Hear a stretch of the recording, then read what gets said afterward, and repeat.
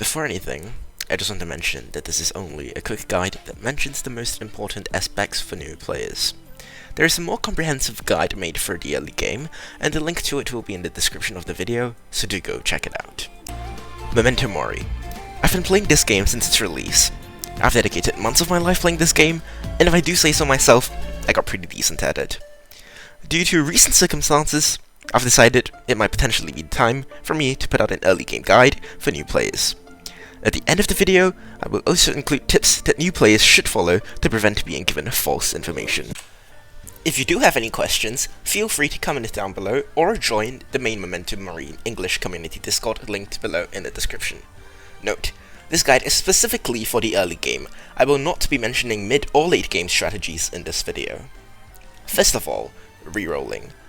The way that this game is designed is that there are a few strong DPS characters, and the team should be built around them with heavy investment. Playing on an account without such a character would simply be torturing yourself with a long and grueling early game. Now, what are these good DPS characters? The two main characters in which you should be aiming for in a reroll are Florence, as well as Cordy. Getting 2 copies of either one of them would consider to be a very good reroll. Though damage build dealers are very important, it is also important that one does not forget about supports for the DPS. In the case of a reroll, good supports to aim for include Primavera, Mimi, as well as Merlin. Other useful characters in which you can aim for include Amleth, which can be obtained in the first purchase gift, Sultina, which will be provided in the Start Dash missions, Diane, Matilia, as well as Fenrir. Now that you have your ideal start, it is important to know how much investment should be given to each character. For the early game, note that all the resources in which you've acquired should be used to upgrade your main DPS. There is still a lot more to know about the specifics of investing resources to your DPS, but I will go into more detail about that at its own specific parts later on. Team compositions. It is recommended for an early game player to aim for a team composition of Merlin, Cordy of Florence, Primavera, Mimi, and one other character. This character can be a character to provide a soul bonus buff, or a character that serves a different purpose. Note that it is important for your DPS and Merlin to be side by side, as Merlin's skill 3 and 4 only buffs one of the characters that is next to her. As such, her and your main DPS should be placed at either side.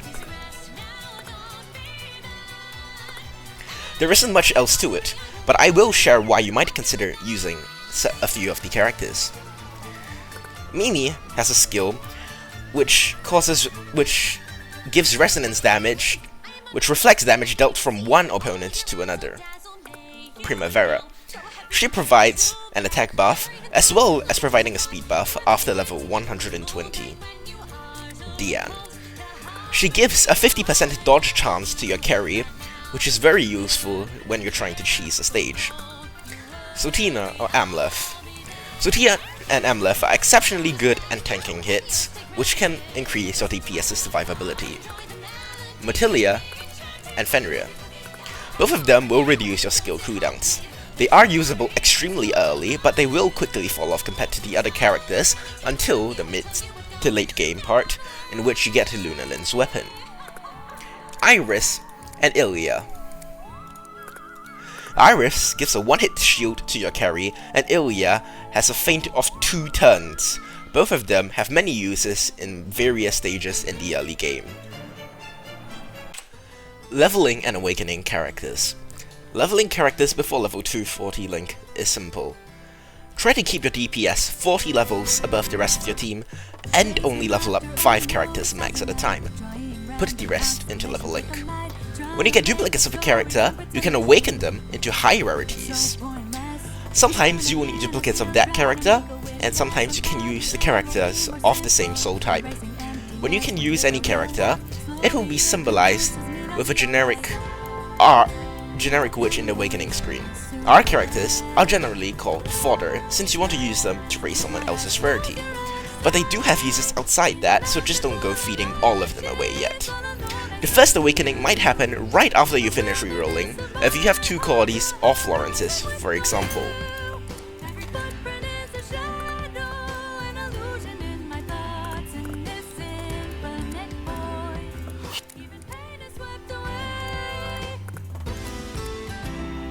Take note, you should not be awakening a character to SSR unless you already have the SR Plus copy needed to SSR Plus her already, unless she is your DPS.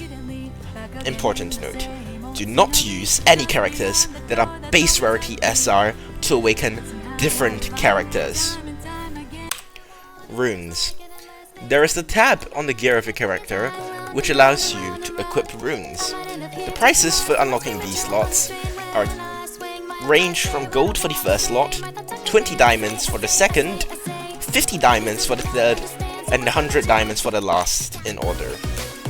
Note, you should only be buying speed runes and PM defense break runes from the rune shop. They are the 2 best runes in the game, and they can only be obtained from the rune shop, unlike all of the other runes, which can be obtained from random runes. For left side runes, which are round in shape, it is important to note that your damage dealer should be using the PM defense break rune, since that is the best rune in the game that gives you a lot of damage. Other runes such as attack, accuracy, crit, and their respective stat runes can also be equipped. While doing PvE, Merlin's skill 1 can buff your DPS.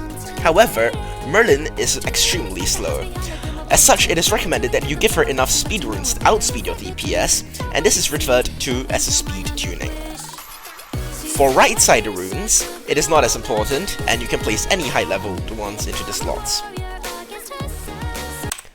After clearing the main quest stage 620, you will be presented with your brand new Augments tab within your character's gear, which allows you to add dark levels and holy levels to the gear, granting it extra stats. For dark levels, you should use all of the dark XP in which you have to level up your DPS's chestplate for extra defense break. And after maxing it out at level 40, you should then upgrade her weapon's dark level, and then her boots.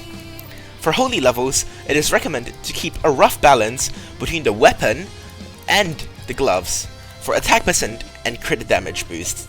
It is also important to note that one should have some HP drain percent on your boots as well. Level 5 to 10 will be sufficient even at the relatively higher levels for HP drain. Gear. During the early stages of the game, all of your gear can be obtained via clearing PvE stages, AFK rewards, reaping stages, and the auto battle feature. However, once you clear chapter 1322 in the main quest, a separate gacha tab appears for gear. This introduces gear starting from level 180, ranging in rarity from R to SSR and relics, which eventually provides UR and LR level 240 gear later on. It is recommended that everyone do the free 250 gold pull on the R banner every day, as gold is essentially worthless. It is recommended that eventually players will be able to equip their characters with at the very least 2 UR or LR gear with 4 SSR gear that are over level 240, but for now, it is alright if you do use some SR gear. Note that you should not craft weapons from SR or SSR scrolls, as you will be able to obtain a character's unique weapon by pulling on the crystal banner at the very bottom. A character's unique weapon grants special stats if equipped on a specific character. A rough progression to be obtaining these UWs should be to obtain your DPSs and then Merlins. These are the costs to obtain gear from scrolls and books. On the SR banner, you will need 3 scrolls or books to be able to craft 1 piece of level 180 gear.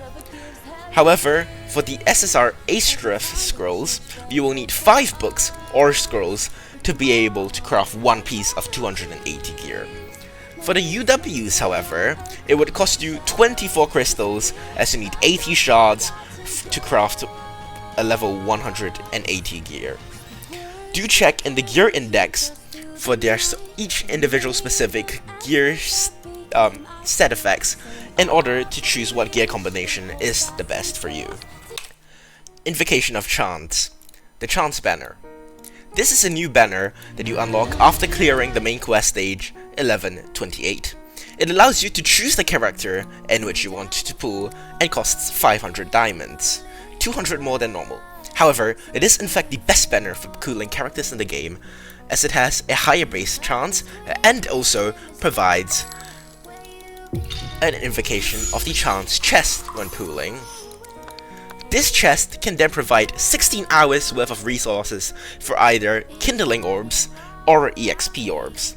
You should pull on this banner for more copies of your DPS until you have enough to LR her at the very minimum, which would be 8 copies total, 4 from UR+, 2 LR. Upgrading. There's a tab in gear to upgrade them, and upgrading will increase the amount of stats that the gear provides.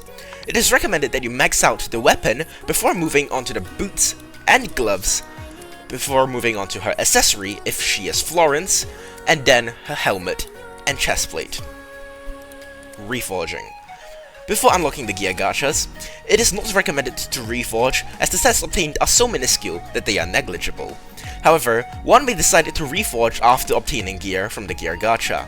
You can unlock gear reforges after reaching VIP 2, but this feature should not be used at this point in the game. Manually reforge by spending gold. Keep clicking or use an auto-clicker until a notice pops up that the gear's bonus effects are high, and that reforging may lower them. At that point, you can stop reforging for the gear. Final tips section. How to spend your diamonds.